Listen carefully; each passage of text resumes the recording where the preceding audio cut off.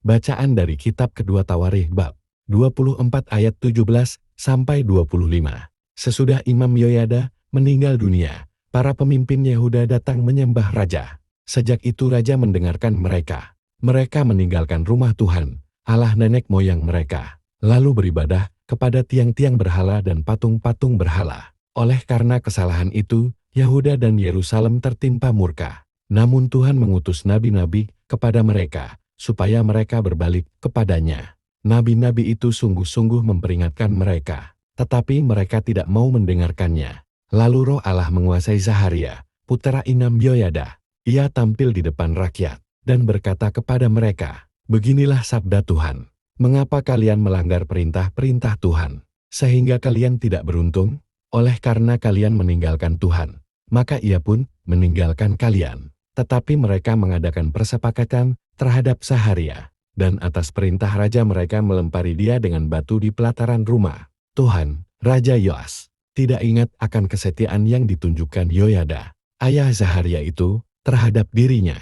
Ia membunuh putra Yoyada itu, dan pada saat kematiannya, Zaharia berseru, "Semoga Tuhan melihatnya dan menuntut balas." Pada pergantian tahun tentara Aram maju menyerang Yoas, dan masuk ke Yehuda dan Yerusalem. Dari bangsa itu semua pemimpin habis dibunuh, dan segala jarahan dikirimkan mereka kepada raja negeri Damsyik. Walaupun tentara Aram itu datang dengan sedikit orang, namun Tuhan menyerahkan tentara yang sangat besar kepada mereka, karena orang Yehuda telah meninggalkan Tuhan, Allah nenek moyang mereka. Demikianlah orang Aram melakukan penghukuman kepada Yoas. Ketika orang Aram pergi, Yoas ditinggalkan dengan luka-luka berat. Lalu para pengawalnya mengadakan kesepakatan terhadap dia, karena darah putra Imam Yoyada. Mereka membunuh Raja Yoas di atas tempat tidurnya. Ia mati dan dikuburkan di kota Daud, tetapi bukan di makam para raja. Demikianlah sabda Tuhan. Syukur kepada Allah. Mazmur tanggapan dengan referen. Aku akan memelihara kasih setiaku bagi dia untuk selama-lamanya. Engkau berkata, telah kuikat perjanjian dengan orang pilihanku. Aku telah bersumpah kepada Daud, hambaku. Aku hendak menegakkan anak cucumu untuk selama-lamanya, dan membangun tahtamu turun-temurun. Referen. Aku akan memelihara kasih setiaku bagi dia untuk selama-lamanya. Untuk selama-lamanya, aku akan memelihara kasih setiaku bagi dia dan perjanjianku. Dengannya akan kupegang teguh. Aku akan menjamin kelestarian anak cucunya sepanjang masa, dan tahtanya seumur langit. Referen. Aku akan memelihara kasih setiaku bagi dia untuk selama-lamanya. Jika anak-anaknya meninggalkan Tauratku dan mereka tidak hidup menurut hukumku, jika ketetapanku mereka langgar dan perintah-perintahku tidak mereka patuhi. Referen. Aku akan memelihara kasih setiaku bagi dia untuk selama-lamanya. Maka akan kubalas pelanggaran mereka dengan ganda, dan kesalahan mereka dengan pukulan-pukulan. Tetapi kasih setiaku tidak akan kujauhkan daripadanya dan aku tidak akan berlaku curang dalam hal kesetiaan. Referen. Aku akan memelihara kasih setiaku bagi dia untuk selama-lamanya. Bait pengantar Injil. Yesus Kristus telah menjadi miskin, sekalipun ia kaya, agar berkat kemiskinannya, kalian menjadi kaya. Semoga Tuhan berserta kita, sekarang dan selamanya. Inilah Injil Yesus Kristus. Menurut Matius bab 6 ayat 24-34.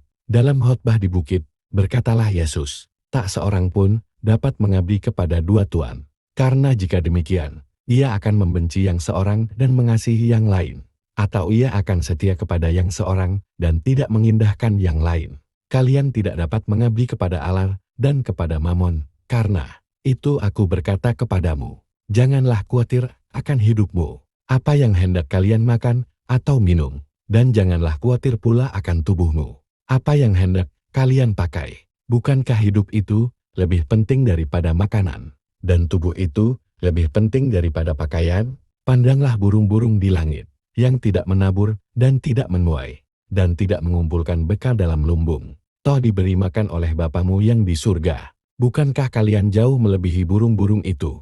Siapakah di antara kalian yang karena kekhawatirannya dapat menambahkan sehasta saja pada jalan hidupnya? Dan mengapa kamu khawatir akan pakaian? Perhatikanlah bunga bakung di ladang, yang tumbuh tanpa bekerja dan tanpa memintal. Namun aku berkata kepadamu, Salomo dalam segala kemegahannya pun tidak berpakaian seindah salah satu dari bunga itu.